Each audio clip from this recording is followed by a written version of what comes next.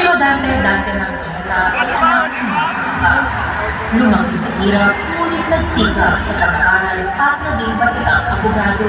Siya ay kasalukuyang nakupo bilang representante ng Social Amelioration and Genuine Intervention on Poverty o sa GIP Party List na kumakatawan sa sektor ng maralitang tagalusod sa Kamara. Bago siya nahalal bilang isang mambabatas, si Dante ay 20 taong naging abogadong nagtatanggol sa mahihirap at walang laban.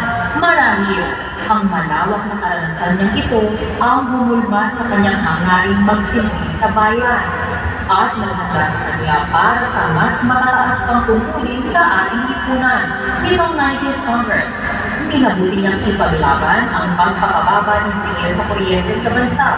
Kaya isinulit niya ang kanyang mga naturang power bills. Maliban sa kanyang matagumpay na karera sa abogasya at sa pribadong sektor, si Dante ay isang fellow sa Harvard Kennedy School on Developmental Leadership at nagtapos ng kanyang doctorate degree sa Public Administration and Governance mula sa University of the Philippines.